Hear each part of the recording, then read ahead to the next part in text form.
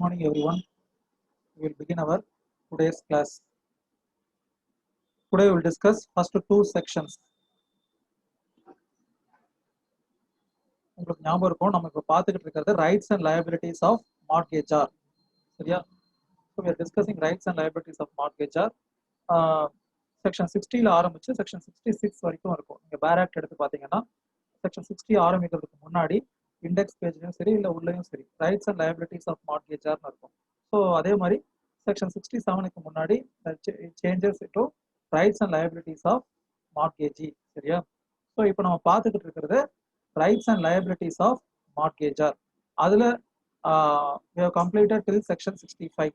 60 ஆரம்பிக்குது, 65 வரைக்கும் நம்ம என்ன பண்ணியிருக்கோம், டிஸ்கஸ் பண்ணியிருக்கோம். Now we are going to discuss the remaining two sections under the rights and liabilities of mortgagor, section 65A and section 66. சரியா? Okay, பேரக்ட் இருக்கவங்க செக்ஷன் 65A எடுத்துக்கோங்க, நானும் எடுத்துக்கிறேன். Section 65A and section 66 have some similarity. சரியா? Section 65A, mortgagor's power to lease. Subsection 1, subject to the provisions of subsection 2, the mortgagor, while lawfully in possession of the mortgaged property, shall have power to make leases thereof, which shall be binding on the mortgagee. சரி, இப்போ இந்த section 65A உடைய starting words என்ன சொல்லியிருக்குன்னா, subject to the provisions of subsection 2, subsection 1ல சொல்லியிருக்காங்க. இங்க the word they have used is which mortgagor has the power to lease his mortgaged property. அப்படின்னா the mortgagor who is in possession of the mortgaged property has the right to lease his mortgaged property. நம்ம ஏற்கனவே நான் உங்களுக்கு சொல்லியிருப்பேன், mortgage பண்ணதுனால ஃபர்தரா அந்த இம்மூவல் ப்ராப்பர்ட்டில எந்த ஒரு டிரான்சாக்ஷனும் பண்ணக்கூடாதுன்னு அவசியம் கிடையாது. Because mortgage is not conferring absolute right over the property like a sale. இப்போ ஒரு ப்ராப்பர்ட்டியை சேல் பண்ணதுக்கு அப்புறமா அகைன் த வெண்டார், அதாவது previous owner, does not have any right to make any encumbrance with regard to that particular property, but it is not the case with the mortgage. அப்போ ஒரு mortgage ப்ராப்பர்ட்டியை என்ன பண்ணலாம், lease பண்ண முடியுமா? who can lease the property? It is the mortgagor's right, இல்லையா? because the ownership is still resting with the mortgagor. ஓகேவா? So mortgage பண்றதுனால என்ன ஆயிடல, ஓனர்ஷிப் அவர்கிட்ட இருந்து மாறுறது இல்லை. ஸோ ஓனர்ஷிப் அவர்கிட்ட இருக்கிறதுனால during the existence of mortgage, section 65A says the mortgagor is entitled to lease his property if he wants.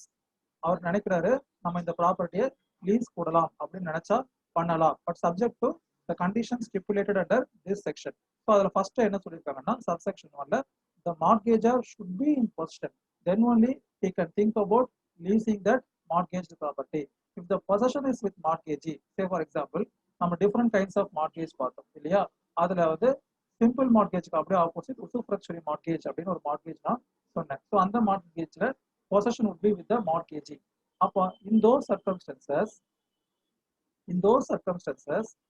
the mortgagor cannot lease his property. அதுதான் subsection 1ல சொல்லியிருக்காங்க.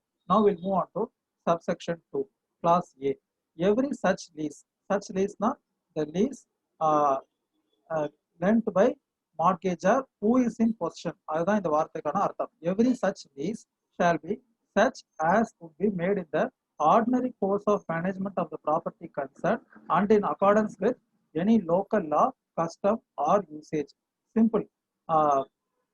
Subsection 2ல class A என்ன சொல்றாங்கன்னா, even though the mortgagor is allowed to lease his property to someone else, it should be according with the procedure established by law. சிம்பிளா சொல்றதா, that is இந்த section செல்லோட importance என்னன்னு பார்த்தீங்கன்னா, to protect the rights of mortgagee.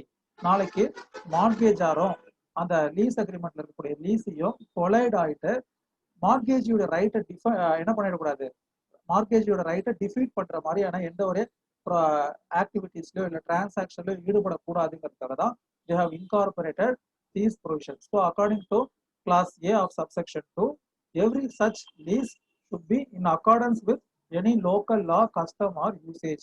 So அப்போ அதுல என்ன இருக்கக்கூடாது, ஒரு ட்ரிக்கி பாயிண்ட், அவரோட ரைட்டை டிஃபீட் பண்ற மாதிரி எதுவும் இருக்கக்கூடாது. That is clause A says so.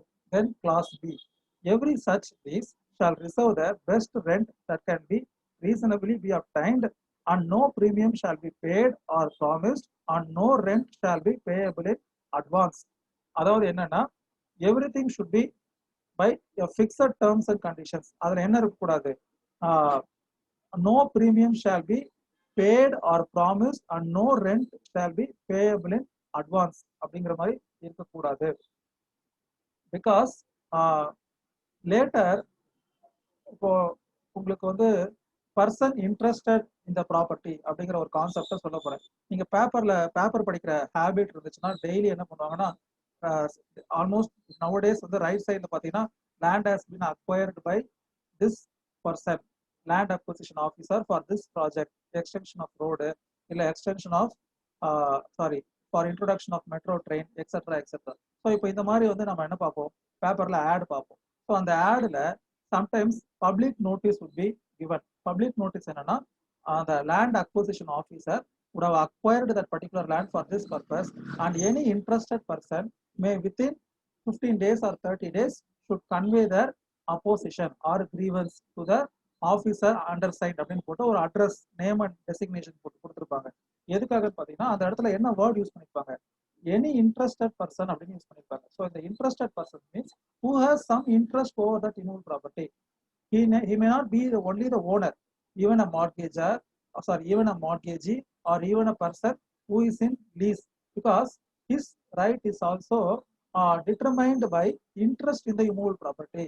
அந்த immovable property பேஸ் பண்ணி தான் என்ன இருக்கு, இந்த லீஸுங்கிற கான்செப்டும் இருக்கு, இந்த மார்கேஜ்ங்கிற கான்செப்டும் இருக்கு. ஸோ அப்போ all those persons having interest in the immovable property are allowed to make representation. So இப்போ அந்த மாதிரியான சமயங்கள்ல the lease amount should be determined இல்லையா, அதை டிட்டர்மைன் பண்ணாதான் we can come to apportionment. அது சப்போஸ் அந்த ப்ராப்பர்ட்டியை என்ன பண்றோம், எடுத்துக்கிறோம் இல்ல கையகப்படுத்துறோம் அப்படின்னா we have to determine how much to be paid to what persons. அதுக்கு பேர் தான் அப்போர்ஷன்மெண்ட்னு சொல்லுவாங்க. சரியா, அப்போர்ஷன்மெண்ட்னா பகிர்ந்து கொள்ளுதல் இல்ல அளவிட்டு கொடுத்தல் அப்படின்னு சொல்லலாம், apportionment. So how you can apportion only when you know the terms and conditions are fixed. இதுதான் நான் கொடுத்த lease period, lease amount, this is the amount I have paid so far and I want to get back this amount அப்படிங்கிறதுலாம் ஒரு fixed terms and conditions இருந்தால் தான் அதெல்லாம் என்ன பண்ண முடியும், we can settle at later point of time. So அதுக்காக தான் இந்த clause C says it should not be with regard to promised thing. அதாவது இன்னும் இவ்வளோ பேசியிருக்கோம் அப்படிங்கிற மாதிரிலாம் இருக்கக்கூடாது. it should be a fixed and correct thing. சரியா, certain thing. Then C, subsection 2 clause C, no such lease shall contain a covenant for renewal. So அப்போ ஒரு மார்கேஜ் ப்ராப்பர்ட்டியை லீஸுக்கு விடும்போது அந்த லீஸ் டேர்ம் முடியும் போது கண்டினியூஸா ரெனியூவல் ஆகிற மாதிரி ஒரு பெர்பச்சுவல் கிளாஸ் இருக்கக்கூடாது. அப்படி இருந்துச்சுன்னா that is not binding on the mortgagee, because in certain point of time the mortgagee has to ask for that particular premium and interest. கரெக்டா, ஒரு மார்கேஜ் ப்ராப்பர்ட்டியை ஒரு பீரியட் முடிஞ்சிருச்சு, அந்த பீரியட் முடிஞ்சதும் மார்கேஜுக்கு என்ன தேவை, அவர் எவ்வளோ லோன் லெண்ட் பண்ணியிருந்தாரோ அதோட பிரின்சிபல் பிளஸ் இன்ட்ரெஸ்ட் வர வேண்டியிருக்கு. அப்போ இந்த மாதிரி ஒரு லீஸை காரணம் காட்டி த மார்கேஜர் cannot be allowed to escape from the clutches of law. இல்ல இந்த மாதிரி இதுல வந்து ஒரு லீஸ் இருக்கு, and that lease is a renewal kind of lease. இந்த மார்கேஜ் பண்ண தரமா லீஸ் பண்ண and it is like a perpetual lease. அதுல வந்து மறுபடியும் every year once automatically it would be renewed. So அதனால இது எக்ஸிஸ்டன்ஸ் ஆகிட்டு இருக்கிறதுனால I cannot make any of your payments settled அப்படின்னு மார்கேஜர் சொல்லிடக்கூடாதுங்கிறதுக்காக they have incorporated clause C.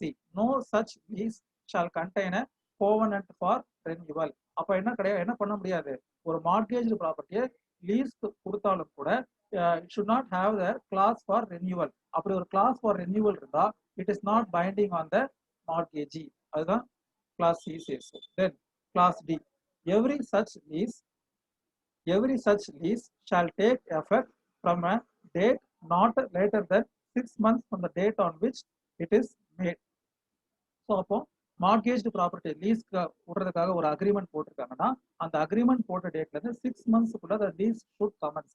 அதனால அதான் என்னது, it cannot be postponed for indefinite period of time. So அதுக்காக they have incorporated this section.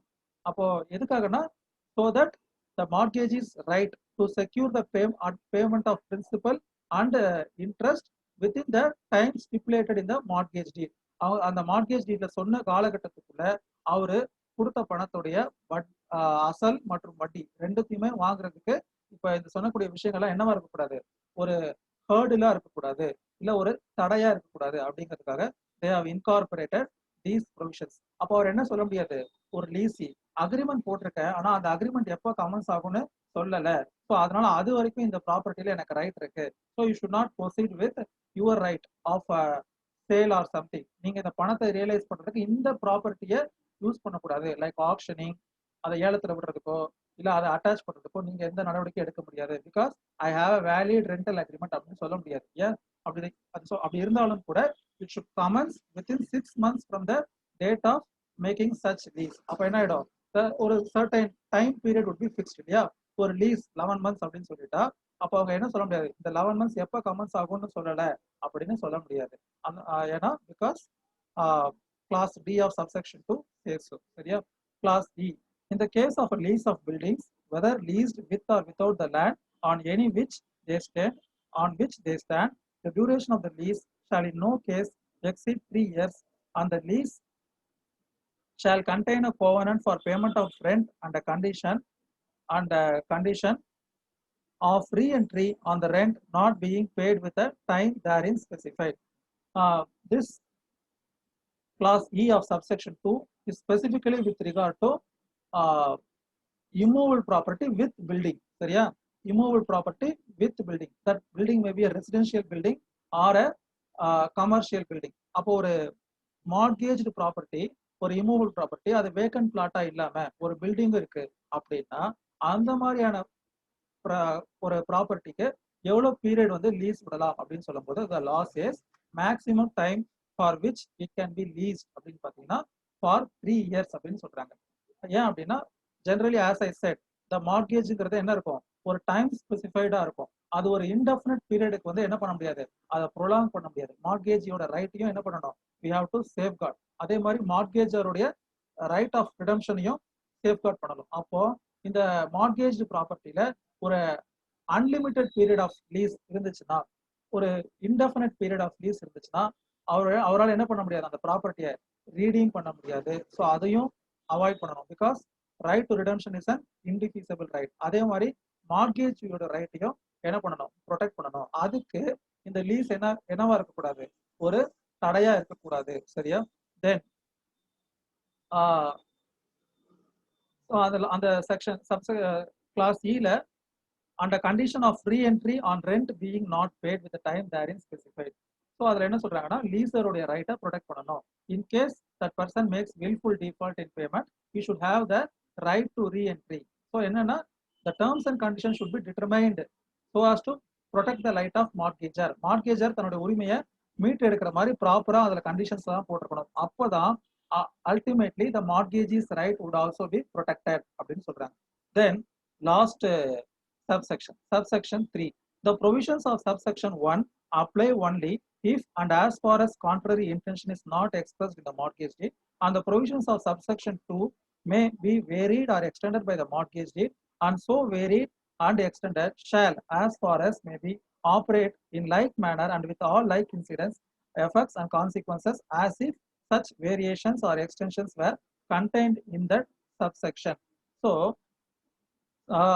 என்ன சொல்றாங்க அப்படி பாத்தீங்கன்னா, all those things should be incorporated in the mortgage deed, subsection 1 and subsection 2. அப்படி இருந்தா தான் it means this is the procedure அப்படின்னு அர்த்தம். அப்படி இல்லாம they can make any other agreements according to their own intent அப்படின்னு சொல்றாங்க. நம்ம ரைட் டு ரிடம்ஷன் பார்க்கும்போது இந்த மாதிரி ஒரு கிளாஸ் இல்லை. இன் கான்ட்ராக்ட் டு த கான்ட்ரரி அப்படிங்கிற கிளாஸ் இல்லை. ஸோ ஒரு பர்சனல் அக்ரிமெண்ட்டை இந்த டேர்ம்ஸ் எல்லாம் வயலேட் பண்ற மாதிரியும் இருக்கலாம். அப்படி எந்த ஒரு பர்சனல் அக்ரிமெண்ட்டும் மேற்கொண்ட சொன்ன டேர்ம்ஸ் இல்லாம இருந்தா then it is deemed that this thing is for 3 years and it should be commenced within 6 months. அந்த மாதிரியான விஷயங்கள்லாம் இருக்கு அப்படிங்கிறது அர்த்தம். சரியா? so this is what mortgagors power to lease under section 65A. so இதுக்கு ஒரு சிமிலர் ஒரு ப்ரொவிஷன் தான் 66 waste by mortgagor in possession. so நம்ம இப்போ செக்ஷன் 66 பார்க்க போறோம். Section 66, waste by mortgagor in possession. A mortgagor in possession of the mortgaged property. போன செக்ஷனுக்கும் இந்த செக்ஷனுக்கும் இருக்கக்கூடிய ஒரு சிமிலாரிட்டி என்னன்னு பார்த்துக்கிட்டீங்களா? A mortgagor in possession of the mortgaged property. So போன செக்ஷன்லயுமே that section applies only to the cases where the mortgagor is in possession. Only he can lend the lease of the mortgaged property. If the possession is vested with the mortgagee, அப்போ அந்த மாதிரியான ப்ராப்பர்ட்டில என்ன பண்ண முடியாது? mortgagor cannot lease that property பார்த்தோம். இப்போ இந்த section இதுவும் அப்படிதான் ஆரம்பிக்குது. சரியா? Section 66, waste by mortgagor in possession. A mortgagor in possession of the mortgaged property is not liable to the mortgagee for allowing the property to deteriorate, but he must not commit any act which is destructive or permanently injurious thereto if the security is insufficient or will be rendered insufficient by such act. So இது first paragraph. சரி, முதல்ல section 66 என்ன சொல்லுது அப்படின்னு கேட்டீங்கன்னா, it only discusses with regard to cases where mortgagor is in possession. Say for example, ஒரு simple mortgage அந்த மாதிரியான விஷயங்களுக்கு, ஏன்னா உசுப்ரச்சுவரி மார்கேஜா இருந்தா மார்கேஜ் கிட்ட மார்கேஜர் பொசிஷன் கொடுத்துருவாரு.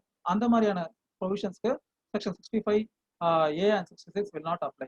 It applies to the cases where only the mortgagor is in possession. சரியா? So அப்போ when the mortgagor is in possession, அவர் பொசிஷன்ல இருந்தாலும் கூட he has kept that property as security to the mortgagee. கரெக்டா? அவர் அதை enjoy பண்ணிக்கிட்டு இருக்காரு, எக்ஸெட்ரா எக்ஸெட்ரா. பட் ஆனா subject to the encumbrance created by the mortgage deed. அவர் தங்கிட்டு இருக்கிற வீட்டுல அவரு தான் ஓனராக இருந்தாலும் கூட அதை என்ன பண்ணிருக்காரு, அந்த ப்ராப்பர்ட்டியை செக்யூரிட்டியா ஒரு மார்கேஜ் டிரான்சாக்ஷனுக்கு வச்சிருக்காரு. யார்கிட்ட? மார்கேஜி கிட்ட. அப்போ அப்போ அந்த ப்ராப்பர்ட்டி வந்து என்ன ஆயிடுது, சம் கைண்ட் ஆஃப் ஏதோ ஒரு டெட்ரிமெண்ட் ஆகுது. அந்த அந்த ப்ராப்பர்ட்டி ஒரு தேய்மானம் ஆகுது. அதுல ஏதோ ஒரு பகுதி இடியலாம், லைட்டா கிராக் விட்டுருக்கலாம், இல்ல அதுல இருக்கக்கூடிய சுண்ணாம்போ இல்ல மற்ற விஷயங்களோ என்ன இருக்கலாம், பேத்துக்கிட்டு வந்துகிட்டு இருக்கலாம். ஸோ அப்போ அந்த மாதிரியான விஷயங்களுக்கு whether the mortgagor is liable அப்படின்னு பாத்தீங்கன்னா, the law says if it happens automatically but not due to his act then he is not liable அப்படின்னு சொல்லுது. அதான் first starting 2 lines of this section.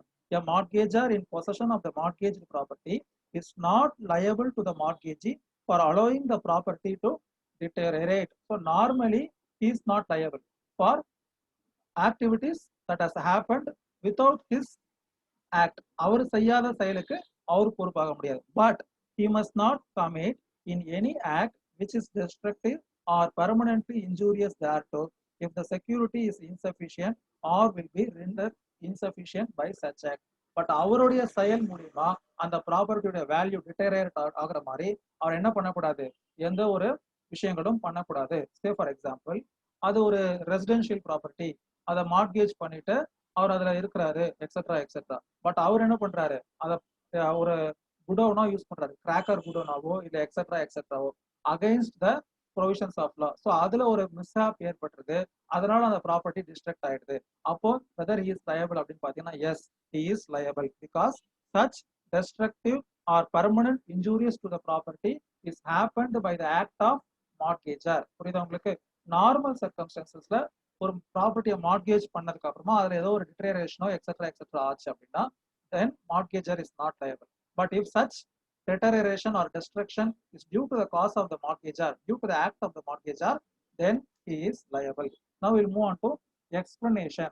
A security is insufficient within the meaning of this section unless the value of the mortgaged property exceeds by 1/3 or if consisting of buildings exceeds by one of the amount for the time being due on the mortgage.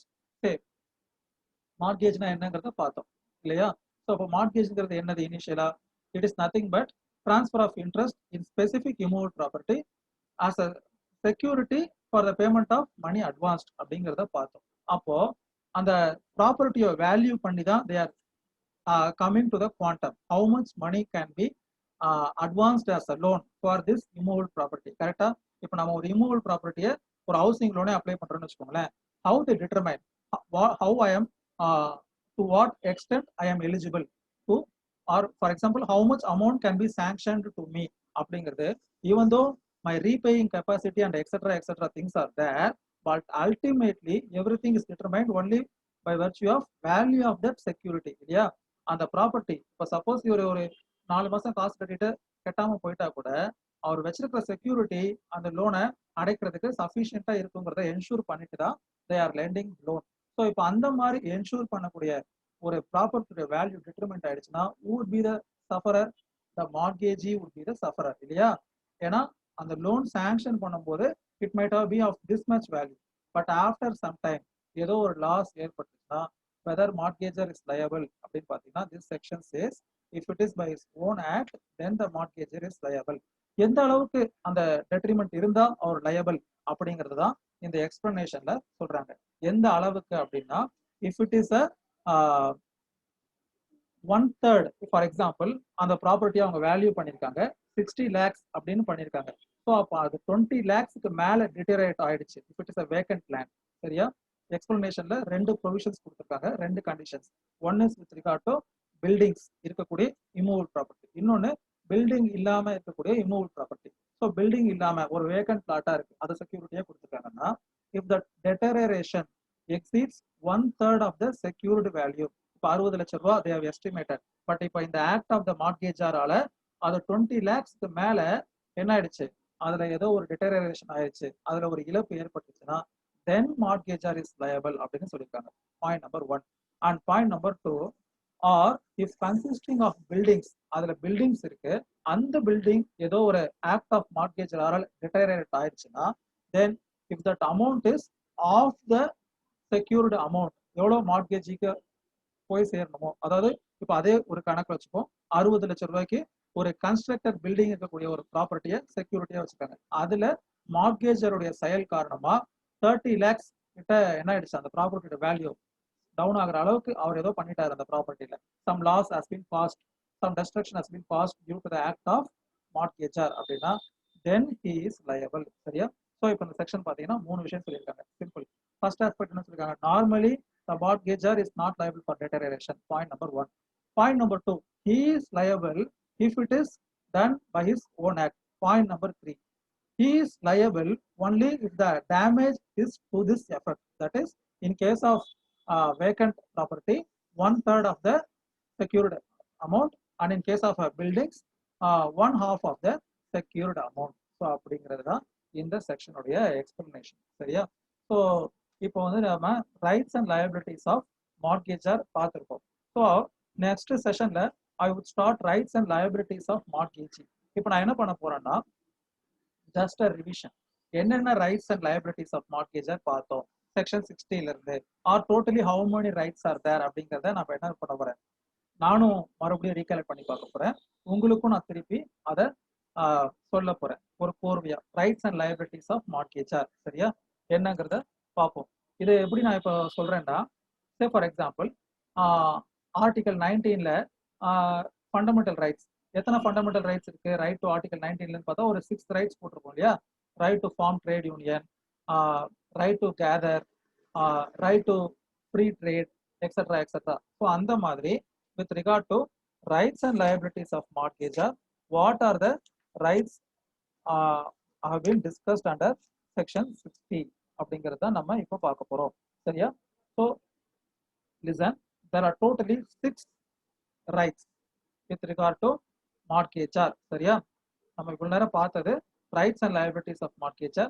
அதுல பாத்தீங்கன்னா there are totally 6 rights. The first right of the mortgagor and the foremost right is right of redemption. அதை எப்பவும் மறந்துடக்கூடாது, right of redemption, that is to get back his property once he has settled all the principal amount along with the interest. He has an absolute right, indefeasible right to redeem his property. So that's the first right, right of redemption, that has been discussed under section 60. Then second right, right of transfer to a third party instead of retransference to himself. So இது எதுல பார்த்தோம், section 60A ல பார்த்திருப்போம். So பேரக்ட் எடுத்துக்கிறவங்க நான் சொல்றதை நீங்க index கூட எடுத்து பார்த்துக்கலாம். ஸோ இண்டெக்ஸ் எடுத்து பார்த்தீங்கன்னாலும் தெரியும். The second right is a right of transfer to third party instead of retransference to himself. அது என்னன்னு கொஞ்சம் ஞாபகம் இருக்கா, அதாவது once that particular period has been arrived, அப்போ அவர் என்ன பண்றாரு, அந்த ப்ராப்பர்ட்டியை ரீடீம் பண்றதுக்கு பதிலாக mortgagor he is again mortgaging it to some other person for increased or enhanced value. அந்த ப்ராப்பர்ட்டி ஒரு 60 lakhs. சரியா? ஃபர்ஸ்ட் ஒரு மார்கேஜ்க்கு என்ன பண்ணிருக்காரு, 20 lakhsக்கு ஒருத்தர்கிட்ட மார்கேஜ் பண்ணிருக்காரு. ஓகேவா?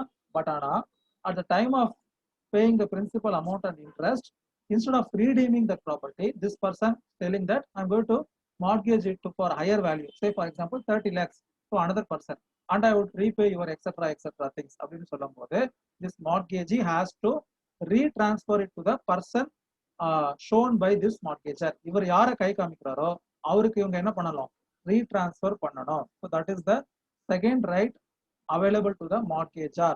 Section 60A. First right தான் ரொம்ப important right of mortgagor to redeem. Second right is right to retransference. சரியா? Right to transfer to a third party instead of retransference to himself. That is second right. Third right is right to inspection and production of documents. 60B.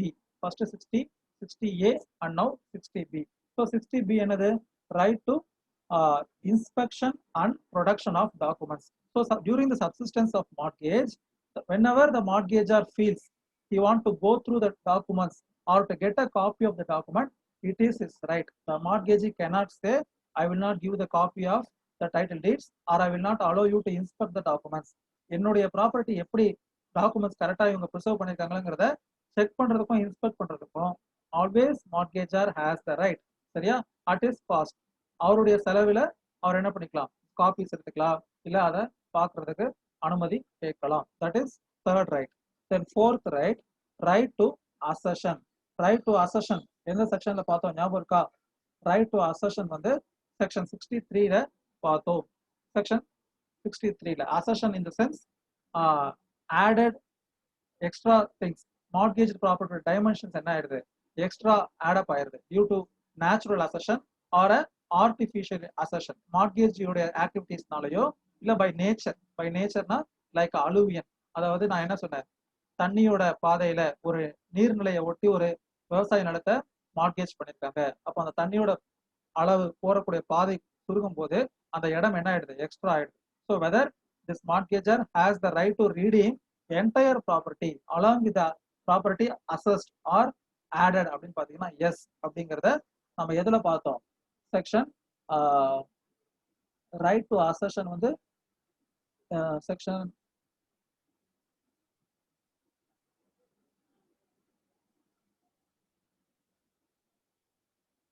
63ல பார்த்தோம். Sorry, கொஞ்சம் time எடுத்துக்கிட்டேன். Section 63ல பார்த்தோம். சரியா?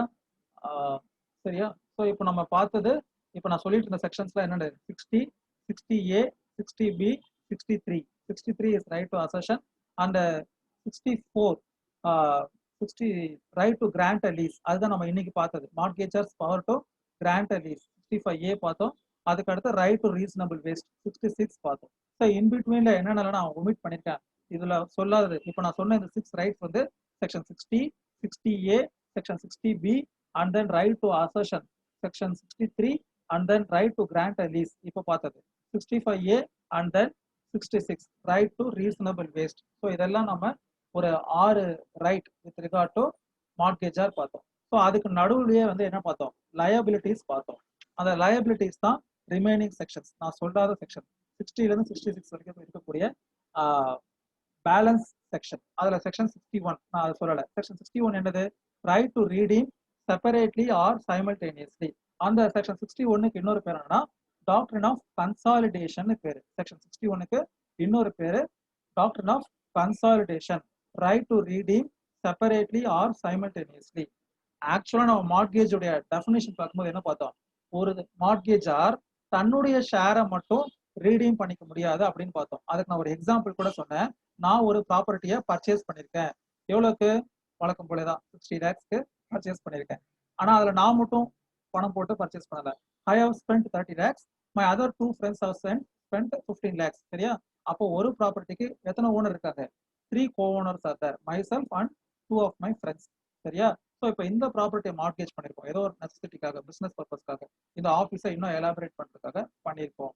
அப்போ அதை நான் என்ன பண்ண முடியாது, என்னுடைய ஷேர் இந்த ப்ராப்பர்ட்டியில 50%, அதனால நான் லோன் அமௌண்ட்ல 50% பண்ணிட்டு என்னுடைய ப்ராப்பர்ட்டியை மட்டும் நான் ரீடீம் பண்ணிக்கிறேன்னு சொல்ல முடியாது அப்படிங்கறத பார்த்தோம் இல்லையா. so it is a liability of mortgagor to redeem if the property is a one property or it is an undivided property or it is a unique property அப்படின்னா then the mortgagor has the liability to redeem it in total but he is not allowed to redeem it in his portion or by his share. கரெக்டா?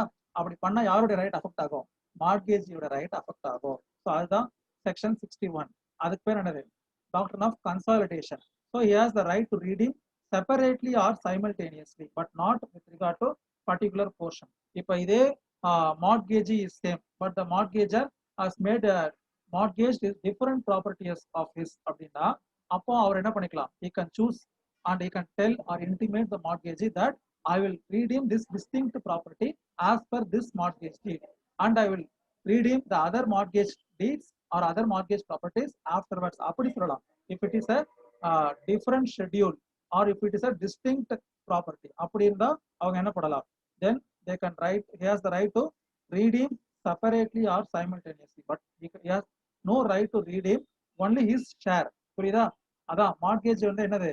it is a undivided right. அந்த mortgage உடைய அந்த right over the property cannot be divided as per shares because it would cause great irreparable loss and inconvenience to the mortgagee. So அது வந்து liabilityல பார்க்கலாம். Section 61. then section 62. Section 62 என்னன்னு பாத்தீங்கன்னா right of usufructuary mortgagee to recover possession. இதுவும் நம்ம பார்த்தோம். நார்மலா once ஒரு மார்கேஜர் செக்ஷன் 60 டிஸ்கஸ் பண்ணும்போது அதுலேயே ஒரு 3 விஷயங்கள் நம்ம பார்த்தோம். உங்களுக்கு ஞாபகம் இருக்கா இல்லையா தெரியல. நான் இப்போ இன்னொரு வாட்டி ஞாபகப்படுத்துறேன். நானும் கூட இதுல இருந்து மறுபடியும் கத்துக்கலாம் இல்லையா. ஒரு ப்ராப்பர்ட்டியை ரீடீம் பண்ணும்போது அதோட சேர்த்து என்னென்னலாம் அவர் திருப்பி வாங்குவாரு? Original title deed 1.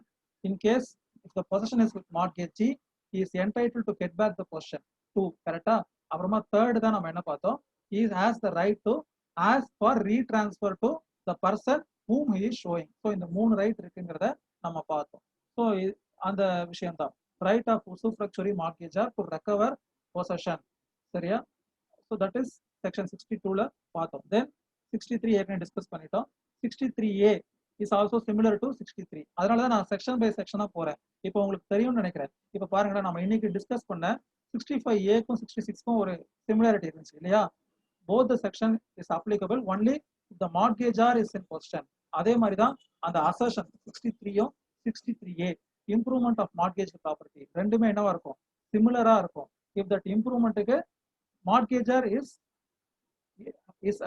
அது அவருக்கு தான் அந்த அந்த அசர்ஷனும் இம்ப்ரூவ்மெண்ட்டும் போய் சேரும் அப்படிங்கிறத பார்த்தோம்.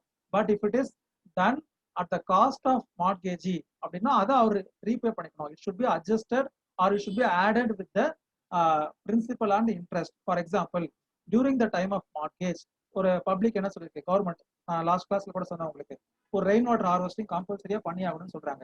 அந்த ப்ராப்பர்ட்டியை மார்கேஜ் பண்ணது வருமா? when mortgagee is in possession. So அவர் இமிடியேட்டா என்ன பண்ணிருக்காரு? as per the government requirement is paying some money or etc and doing that extra work. ஓகேவா? அப்ப மார்கேஜர் என்ன சொல்ல முடியாது? அதுக்கெல்லாம் நான் பொறுப்பாக முடியாதுங்கிறத சொல்ல முடியாது. Because it is liability of the mortgagor. அதுதான் section 63A improvements to mortgage property பார்த்தோம். even though he is entitled to get all the improvements and assertion, the sometimes subject to some conditions mentioned in the provision of section 63A, if that improvement is made for safeguarding that particular property or to prevent that particular property from deterioration or etc, or as per the public guidelines, then such thing has to be made good by the mortgager. so அப்ப இது என்ன ஆயிடும்? liability of mortgagerல வந்துரும் இல்லையா. அது வந்து என்னது? improvements of mortgage property. then section 64ல renewal of mortgage release and then implied contracts. So இப்போ நார்மலா ஒரு மார்கேஜ்ல யார் யாருக்கு என்னென்ன liability இருக்குங்கிறத implied contracts by mortgagerன்னு சொல்லி செக்ஷன் 65ல பார்த்தோம். செக்ஷன் 65ல மார்கேஜ் சப்சிஸ்டன்ஸ் ஆகிற டைம்ல கூட ஒரு டாக்ஸோ இல்ல வாட்டர் இதுக்கான டியூவோ இல்ல ஏதாவது பே பண்ணணும், everything should be borne by the mortgagor அப்படிங்கிறத பார்த்தோம். இம்ப்ளாய்டு கான்ட்ராக்ட்ஸ்ல 5 கண்டிஷன் செக்ஷன் 65ல பார்த்தோம். ஸோ ஓவராலா section 60 to 66 are discussing with regard to rights and liabilities of mortgagor. அதுல 6 ரைட்ஸ் பார்த்தோம் அண்ட் ஒரு 5 லயபிலிட்டிஸ் பார்த்தோம் இல்லையா. லயபிலிட்டிஸ் என்னென்ன பார்த்தோம்? ரைட்ஸ் நான் ஏற்கனவே உங்களுக்கு சொல்லிட்டேன். லயபிலிட்டிஸ் நான் இப்போ சொன்னேன் இல்லையா. with regard to improvement and with regard to implied contracts, and with regard to uh, redemption separately or simultaneously when more than one property has been mortgaged, etc., etc. So இதெல்லாம் தான் the rights and liabilities of mortgagor. So now we will end up our today's session. In next session, I will start discussing rights and liabilities of mortgagee. Okay. Thank you everyone for your patience. Have a good day.